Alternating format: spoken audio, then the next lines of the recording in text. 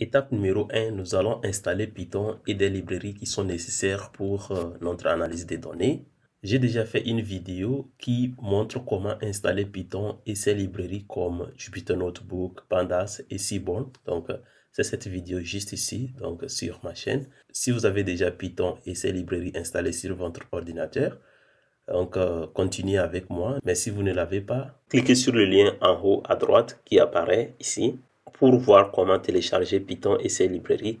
Je vais aussi mettre le lien de la vidéo dans la description de cette vidéo. Pour ceux qui l'ont déjà fait, nous allons passer à l'étape numéro 2, chargement des données. Pour commencer, voici les liens pour accéder et télécharger l'ensemble des données que nous allons utiliser dans ces tutos. Donc, je vais mettre le lien dans la description de cette vidéo. Lorsque vous allez cliquer sur le lien que je vais mettre dans la description de la vidéo, donc vous allez être en mesure de télécharger le fichier. Donc on va le mettre dans téléchargement, d'accord? Donc ça c'est l'ensemble des données qu'on va utiliser. Bon, j'ai déjà ça, donc je vais remplacer ça, d'accord? Donc je l'ai enregistré. Maintenant il est temps d'ouvrir le Jupyter Notebook pour pouvoir entamer les étapes d'analyse des données. Pour le faire, je vais amener mon terminal ici. Donc, je suis sur le mini Conda, mais je vais changer d'environnement, là où j'ai installé mes librairies. Donc, je vais tout simplement faire Conda. Donc, Activate Data Env. Ici, Data Env, c'est l'environnement que j'ai créé pour y travailler. Donc, j'ai expliqué tout dans cette vidéo. Donc, je vais faire entrer. Donc, vous voyez que j'ai changé, n'est-ce pas? Je suis maintenant dans mon environnement. Donc, pour ouvrir le Jupyter Notebook, je vais tout simplement faire Jupyter Notebook et entrer. Donc, comme vous pouvez le voir, nous avons le Jupyter Notebook qui est ouvert sur notre navigateur ici. Donc, maintenant, je vais naviguer directement dans le dossier où je vais faire l'analyse des données. Donc, pour charger les données, tout simplement, on va cliquer sur Upload. Donc, je me rappelle que j'ai enregistré les données ici dans le dossier téléchargement. Donc, données milliardaires. Ensuite, je vais cliquer sur Ouvrir. Donc, vous voyez que je viens de charger les données. Maintenant, créons un notebook que nous allons utiliser pour faire l'analyse des données. Donc, je vais choisir Python 3 comme le kernel. D'accord. Bon, je vais tout simplement enregistrer le notebook comme... Ouais, je vais changer le nom. Peut-être je vais appeler ça analyse. D'accord. Et je vais tout simplement enregistrer ça. Donc, je vais fermer la fenêtre là. Donc, étape numéro 3. On va maintenant essayer d'importer les librairies qu'on va utiliser. Donc, je vais commencer par importer Pandas. Import Pandas as PD. Je vais maintenant importer le Seaborn. Import Seaborn as SNS. Ensuite, je vais faire import RI. Donc, maintenant, nous allons essayer d'importer l'une des librairies qui va nous permettre de calculer l'âge facilement. Donc, on va faire from dateutil dot relative delta import relative delta. D'accord? Donc, tout simplement, ça va nous permettre de calculer l'âge. Et à la fin, on va faire import numpy as np. D'accord? Donc, ça, ce sont des librairies qu'on va utiliser. Donc, comme vous venez de le voir. Pour rendre mon code lisible, je vais essayer de mettre les titres. Donc, pour que vous puissiez suivre en même temps. Parce que le notebook là, je vais essayer de le mettre aussi dans la description de cette vidéo. Donc, vous pouvez télécharger. Donc, je vais mettre tout simplement les titres ici. Donc, je vais mettre le titre comme... Donc, ça, c'était l'étape numéro 3. Donc, importer des librairies. Donc, ça, c'est 3.1. Importer des librairies. D'accord? Et ici, je vais aussi transformer ça en Markdown parce que nous allons passer à l'étape 4 qui consiste à créer le data frame, d'accord, pour commencer, d'accord, à comprendre nos données. Donc, tout simplement, je vais faire ça. Étape numéro 4. Donc, on va tout simplement dire créer les data frame. Donc, ici, c'est très simple. Donc, pour faire cela, nous allons tout simplement faire ddf égale, d'accord? Nous allons dire pd dot, donc nous sommes en train d'utiliser notre librairie Panda ici. Donc, on va faire pd.read excel. On va passer le nom du fichier, d'accord? Données milliardaire, données milliardaire.xl sx. Alors ça, c'est le nom de notre fichier. Maintenant, on va passer le nom, n'est-ce pas, de la feuille. Donc, sheet name qui est égal à, donc, sauvegarde. D'accord? Donc, pour ceux qui sont intéressés à faire l'analyse des données en utilisant Excel, donc vous pouvez regarder cette vidéo sur mon site. Je vais mettre aussi le lien de cette vidéo dans la description de cette vidéo. Continuons. Donc, nous venons de créer le data frame ici, comme vous pouvez le voir. On va faire Shift Entrée. D'accord? Essayons de voir ce qui est dans notre data frame en faisant tout simplement ddf head. D'accord? Ici, nous avons les données des milliardaires en commençant par leur classement, donc le premier, le deuxième, le troisième. Nous avons catégorie, donc le domaine dans lequel ils travaillent, le nom, prénom, pays, ville. On continue, donc on a ici le genre, le revenu, l'année, on continue jusqu'au pays, le PIB du pays d'appartenance, ainsi de suite, d'accord? Vous pouvez voir donc le nom des colonnes ici. Pour mieux comprendre, n'est-ce pas, les dimensions de nos données, on va tout simplement faire ddf shape. D'accord? Vous voyez que nous avons 481 lignes et 21 colonnes.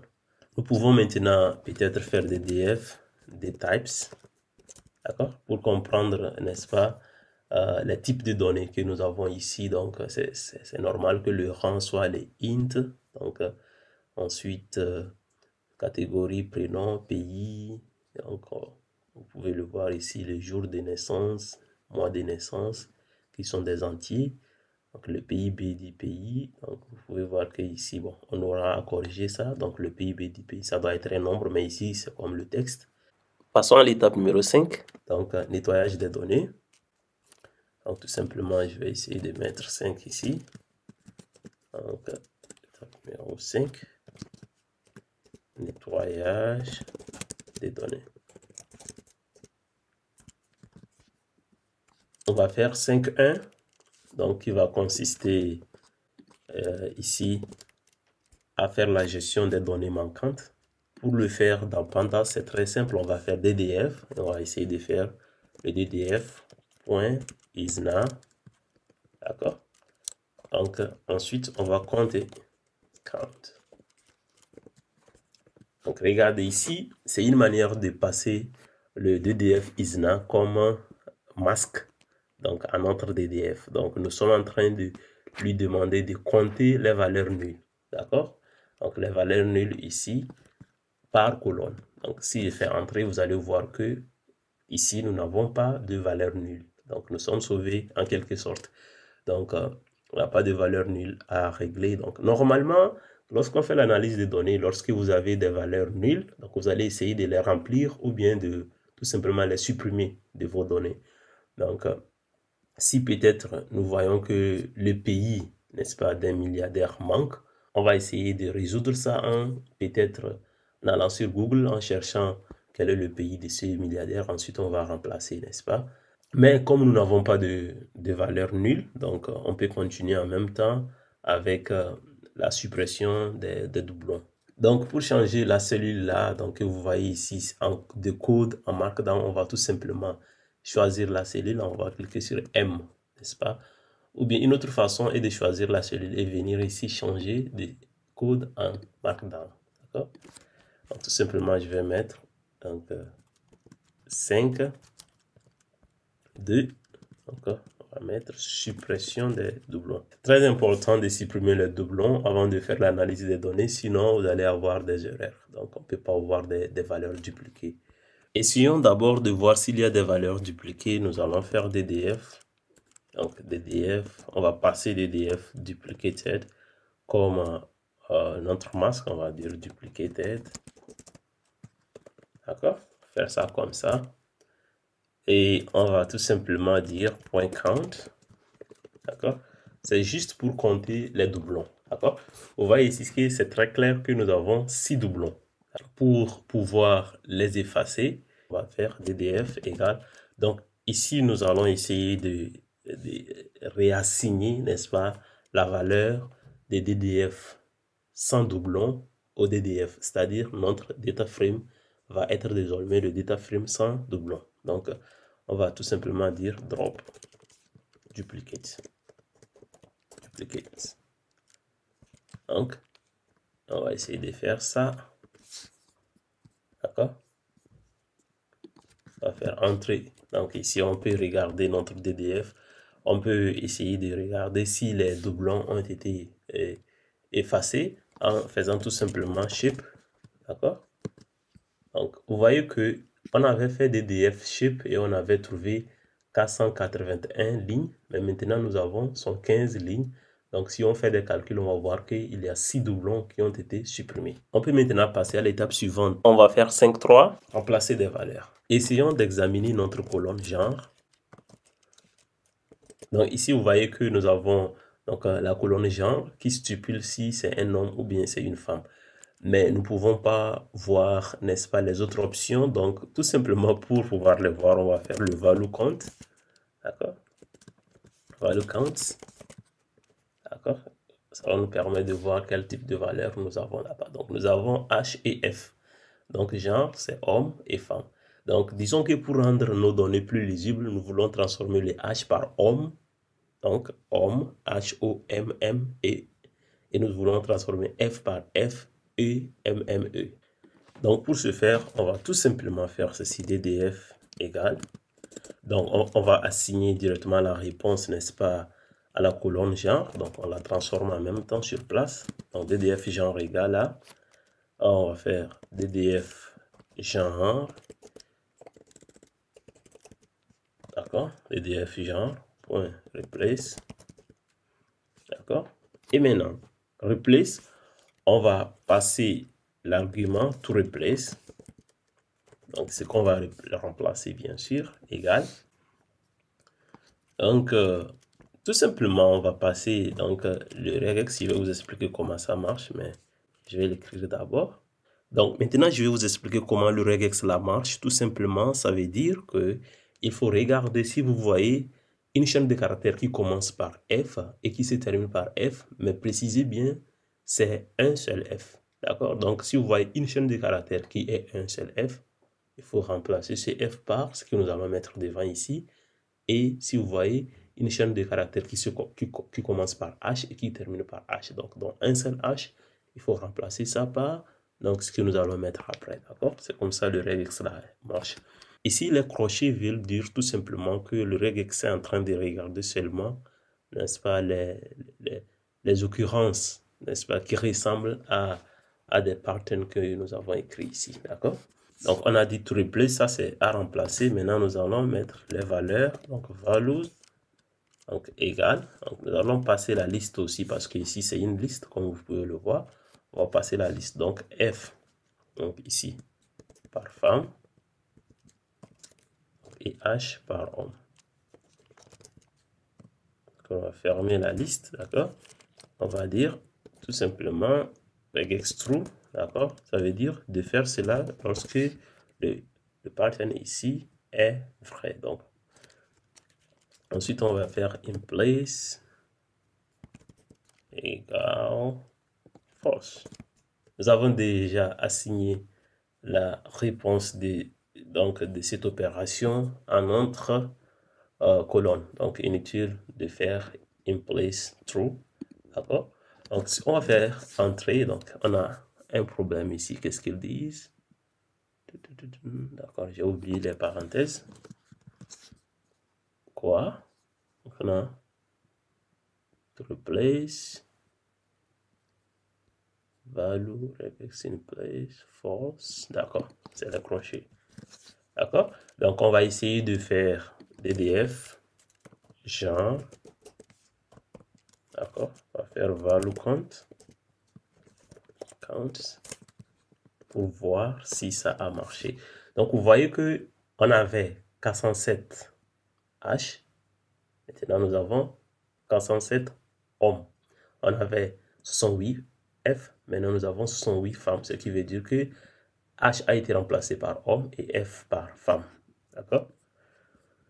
On va maintenant essayer d'ajuster le type de la colonne PIB pays. Donc, comme je vous l'avais dit, donc on va faire 5.4. On va encore faire DDF des type.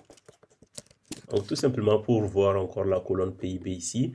Donc, le PIB d'un pays ne peut pas être un texte, mais ça doit être un nombre, n'est-ce pas? Donc, ici, nous allons corriger ça. Donc, ici, la première des choses, c'est d'essayer de regarder comment se présente, n'est-ce pas, le PIB. Là-bas, le PIB pays. On va tout simplement essayer de sélectionner ça. Donc, inutile de présenter toutes les données ici. On va faire le head. Peut-être 2, ça suffit. D'accord? Donc, vous pouvez voir que nous avons le signe $. Ensuite, nous avons des virgules, puis des nombres. Donc, ce serait mieux d'effacer le signe $, et les virgules ici, donc, et obtenir le nombre. Ensuite, on va transformer ce nombre en peut-être float, n'est-ce pas? On va transformer ce nombre en nombre décimal. Normalement, si vous regardez bien, ça c'est le format monétaire de Excel. Donc, c'est-à-dire, mais le seul problème est que c'est un texte. D'accord? Donc, on doit enlever le $. Ensuite, parce que le problème est que si nous essayons de faire ceci, regardez, si nous essayons de faire DDF, on va faire le PIB, ensuite on va faire pays en même temps, d'accord? Et on fait as type, peut-être on va faire float 64, d'accord? Ça va pas marcher, d'accord? Pourquoi? Parce que tout simplement, vous voyez que le signe $ ne peut pas être converti en nombre décimal.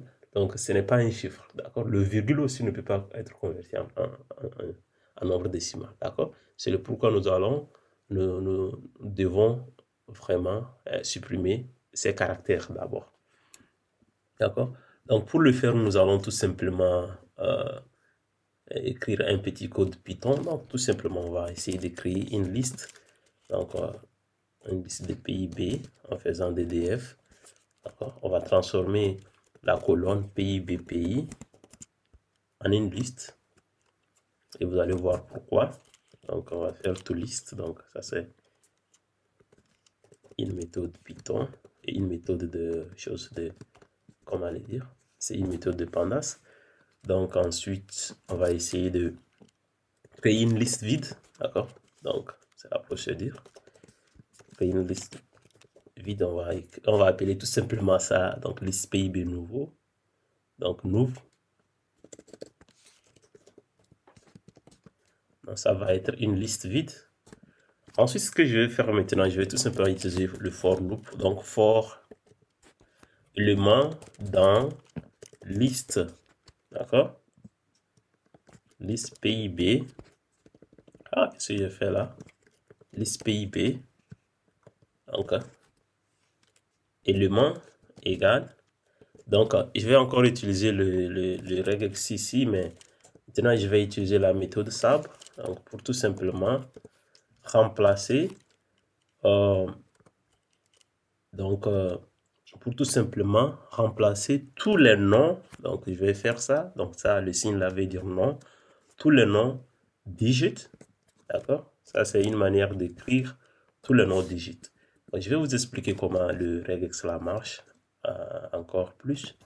Donc, ensuite, nous allons essayer de remplacer ça par le vide. Ensuite, et on va passer l'élément comme la chaîne des caractères.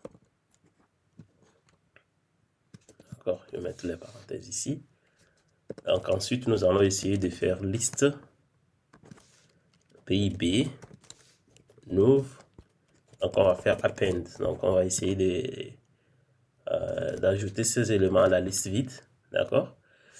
Essayons de comprendre comment la méthode SAB de la librairie RE marche. Donc, la méthode SAB prend 3 arguments ici. Donc, nous avons donc, le texte à remplacer, donc le texte qui prend la place donc, du texte à remplacer. Ensuite, la chaîne des caractères. Donc, on est en train de demander ici à Python de regarder dans la chaîne des caractères L, donc element ici, de regarder tout ce qui n'est pas numérique, donc tout ce qui n'est pas un chiffre, ensuite remplacer ça par le vide. Pas l'espace, mais le vide. Ça veut tout simplement dire qu'il faut le supprimer. Donc ici, donc les crochets, ça veut tout simplement dire qu'il faut considérer seulement ce qui est entre les crochets. Donc l'accent circonflexe, ça veut dire non.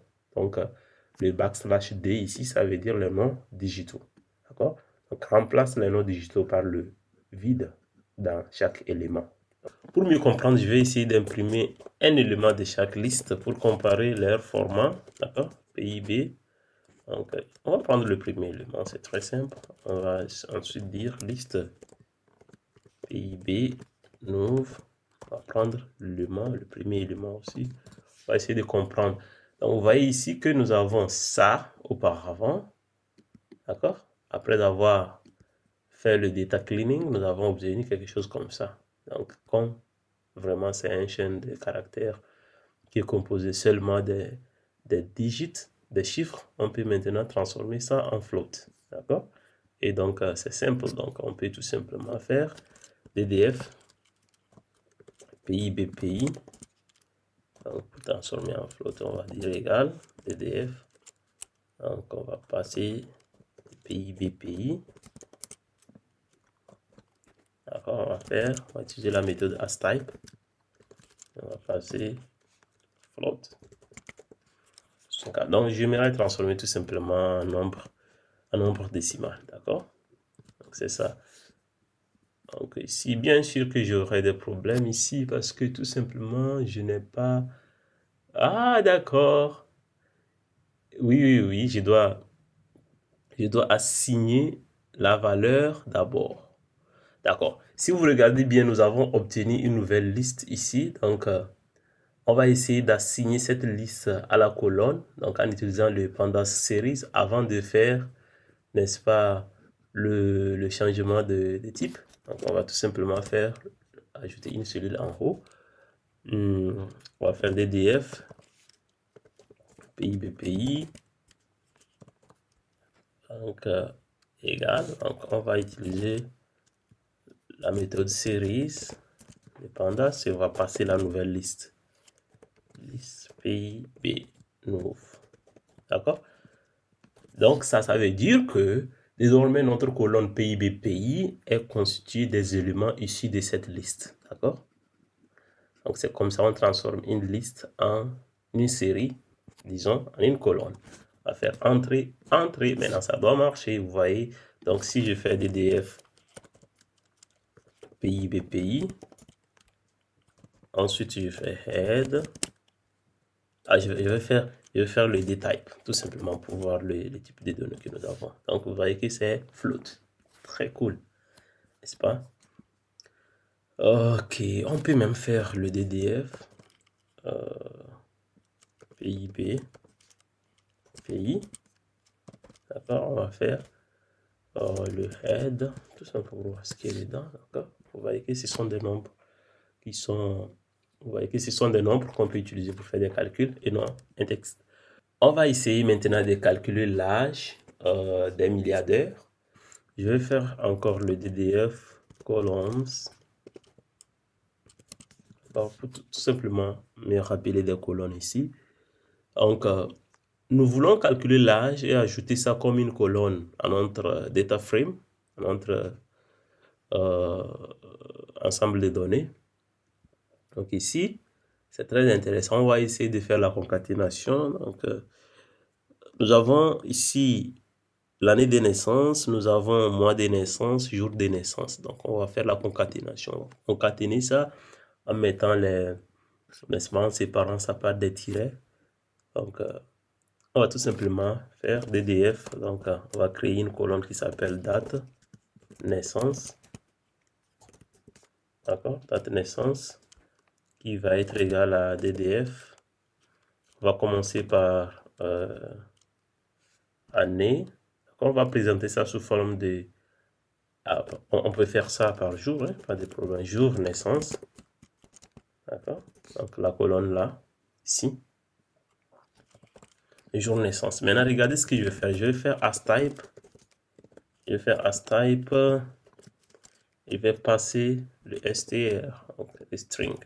Je suis en train de convertir ça en une chaîne de caractères pour pouvoir faire la concaténation. Sinon, je vais avoir une erreur. D'accord, je fais plus. Là, je vais passer le tiret, donc, parce que je veux que la date soit comme jour de naissance, tiret, le mois, tiret, l'année. D'accord? Donc, je vais tout simplement copier ça pour que ça soit facile. Hein. Je ne vais pas vraiment avoir à écrire tout ça là. Coller ça au lieu des jours. Je vais mettre maintenant le mois. Ensuite, je vais copier ça aussi. Après avoir fait plus le tiret. D'accord? Je vais maintenant placer ça. Maintenant, nous avons année. D'accord? La colonne là, ici. Donc, on va faire entrée. Donc, vous voyez que ça a marché, mais on va faire DDF. On va passer date naissance.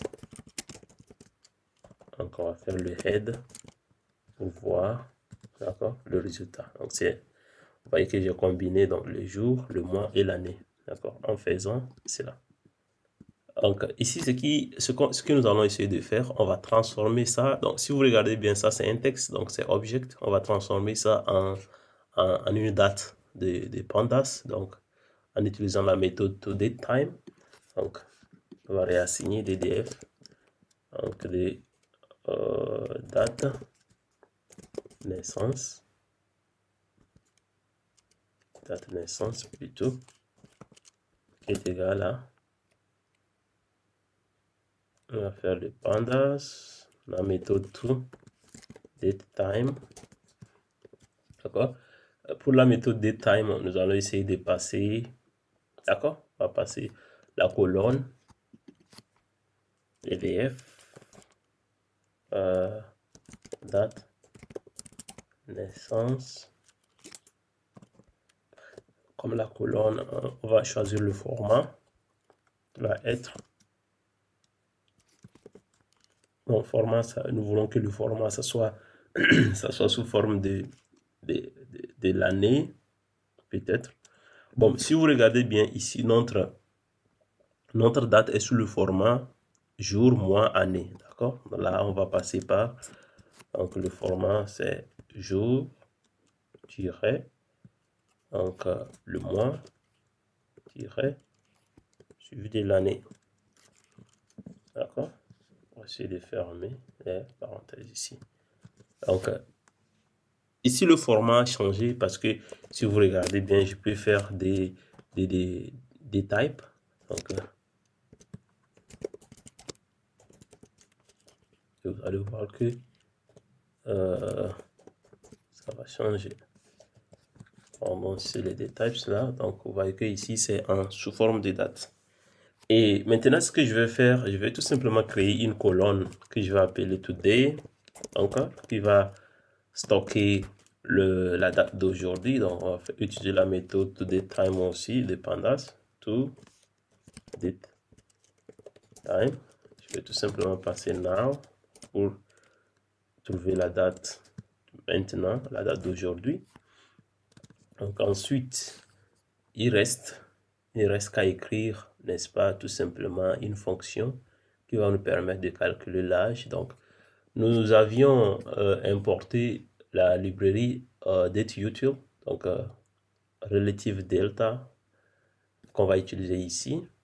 Donc, on va tout simplement faire donc DDF âge, créer la colonne âge qui doit être égale à DDF apply. Tout simplement, nous sommes en train de créer une nouvelle colonne. Donc, on va appliquer ce que je vais écrire maintenant. Donc, on va tout simplement utiliser la fonction lambda. Donc, ça, c'est pour éviter d'écrire beaucoup de choses, n'est-ce pas? Relative delta. Donc, relative delta, ici, ce que nous allons faire, on va tout simplement passer deux dates. Et la méthode relative delta va faire la différence entre ces deux dates. Donc, la dernière date, c'est aujourd'hui. Donc, je vais tout simplement faire today.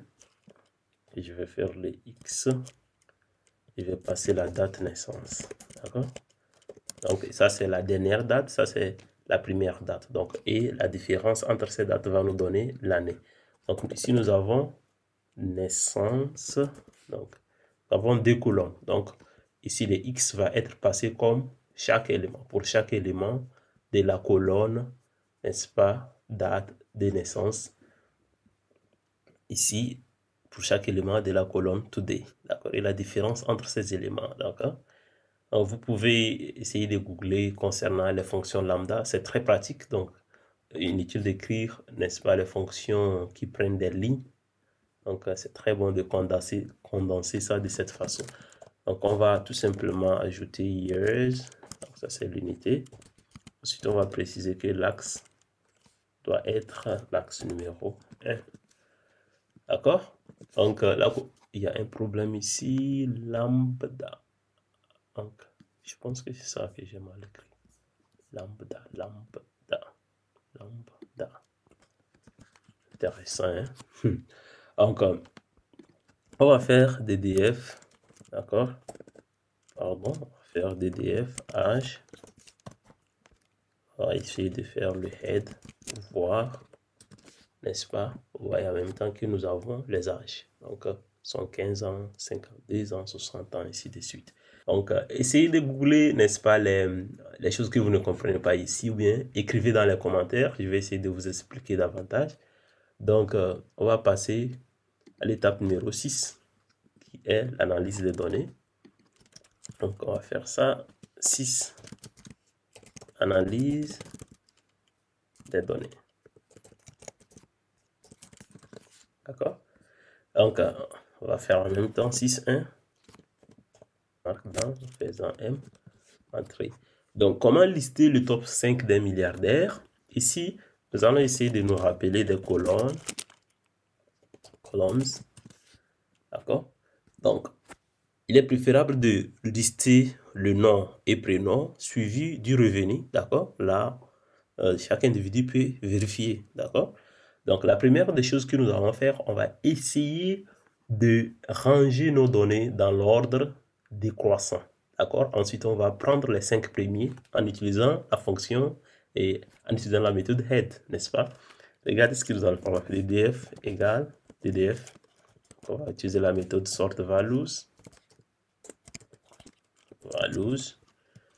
Donc, on va les sort by. On va les ranger en utilisant le critère revenu final. Voilà la colonne là. Colonne revenu final, c'est où? Domaine lui-même final. Revenu final, d'accord? Revenu final. D'accord?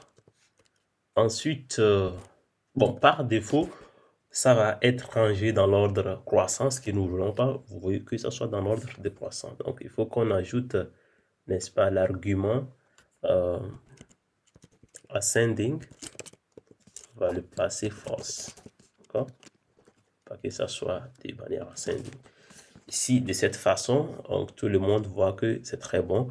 On va essayer de peut-être jeter un coup d'œil pour voir à quoi ça ressemble. On va tout simplement choisir les deux colonnes, d'accord? Peut-être qu'on peut choisir, comme je l'avais dit, le prénom. Non.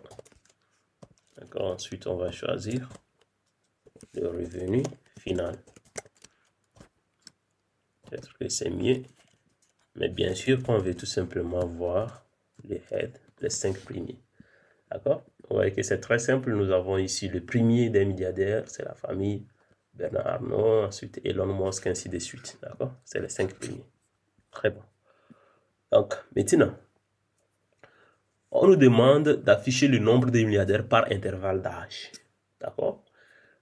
Pour le faire, premièrement, nous allons tout simplement mettre les titres. D'accord? On va dire 6.2.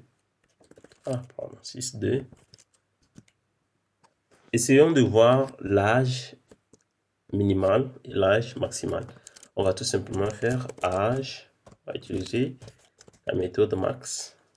Donc, pandas. On va essayer de faire DDF aussi. DDF âge, donc les mines, d'accord? Ici, nous voyons que le plus âgé des milliardaires a 97 ans et le plus jeune a 32 ans. Encore. Maintenant, il s'agit d'écrire tout simplement quelques codes Python pour faire le classement ou bien pour créer des intervalles, d'accord? Moi, je vais tout simplement coller un code ici. Donc, c'est un code que moi-même j'ai googlé. Donc, sur Internet pour voir. Ensuite, j'ai essayé de modifier ça. Donc, ici, essayons de comprendre en même temps comment ça marche. Regardez ici, j'ai tout simplement fait le value count. Donc, je vais recevoir un data frame aussi. Donc, j'ai renommé l'âge, d'accord? Donc, j'ai fait le rename axis. Donc, j'ai renommé l'axe en âge. Ensuite, j'ai fait j'ai changé l'index, n'est-ce pas? Donc, avec le nom count, d'accord? Ensuite, j'ai tout simplement précisé les intervalles. Donc, j'ai créé une liste ici. Donc, je vais utiliser la liste là, ici, si vous regardez bien, comme, n'est-ce pas, l'argument de beans. Donc, en utilisant la méthode cat de Python et de pandas, vous pouvez googler la méthode cat. Ensuite, j'ai tout simplement fait donc group by. Donc, j'ai regroupé, n'est-ce pas, les âges par intervalle. Mais les intervalles, c'est ça. Et donc, j'ai tout simplement créé n'est-ce pas, les étiquettes manuellement aussi que j'ai utilisées ici. D'accord? Donc, tout simplement, si vous regardez bien, que ce soit les beans ou bien les labels, je les ai utilisés ici comme argument de la fonction cat. Donc, vous pouvez googler la fonction cat de Python pour voir comment ça marche. Donc, ici, je vais tout simplement faire DDF intervals. D'accord? Et je vais être en mesure de voir le regroupement des âges ici. Donc, l'objectif, c'était de montrer le nombre de milliardaires par intervalle d'âge. Donc, on voit que de 30 à 45 ans, nous avons 26 milliardaires. Et nous pouvons voir aussi que l'intervalle d'âge 60 à 75 ans est l'intervalle d'âge qui a plus de milliardaires. On va passer à l'étape finale de notre analyse des données. Donc, ici, visualisation des données. On va tout simplement visualiser, n'est-ce pas, les 5 premiers ici, les top 5 des milliardaires. Ensuite, on va faire la visualisation de ces data frames aussi, d'accord? Donc, on va utiliser Seaborn pour le faire. Rappelez-vous que nous avions importé la librairie Seaborn comme le SNS, d'accord? Donc, on peut tout simplement l'utiliser ici pour faire des graphiques. C'est très simple, SNS. On va utiliser le bar plot, d'accord? On va utiliser le bar plot. On va faire le plot en bas. Donc, ici, nous allons passer un DDF, donc un data frame que nous allons créer après. Ah, je pense que c'est bon déjà, on va passer les data frames. Mais il faut qu'on crée le data frame. Donc, on avait dit que c'est le top 5 des milliardaires.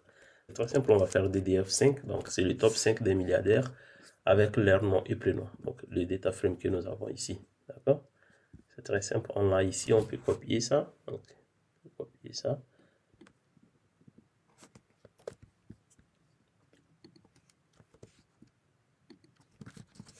D'accord? Comme ça, et vous allez voir que nous avons le bar plot ici. Il y a un petit problème parce que nous devons préciser c'est quoi le X et c'est quoi le Y. Intéressant. Donc, le X ici, c'est le prénom, non? D'accord? Et le Y va être le revenu final. J'espère que ça va marcher. Ah oui. D'accord? Donc, ça doit marcher ici. Donc, on peut toutefois utiliser l'argument, comment aller dire, le width ici pour réduire, n'est-ce pas, l'épaisseur de ces choses-là, de ces colonnes. On va peut-être partir avec 0,5. D'accord? Parce qu'avec 0,5 c'est bon.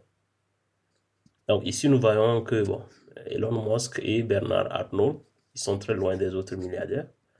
On va maintenant essayer de faire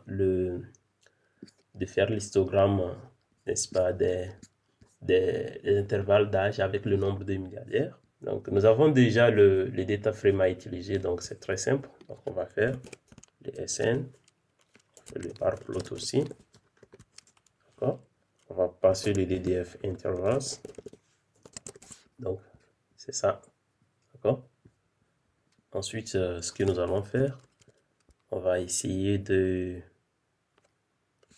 Je pense que ça va, hein? Peut-être si on veut changer la couleur. Donc, on peut faire color. Les gars, peut-être on peut aller avec le vert. D'accord? Vous allez voir que c'est très simple ici. Donc, avec de 60 à 115, qui est l'intervalle d'âge. Donc, qui a plus de milliardaires, 180 milliardaires. D'accord?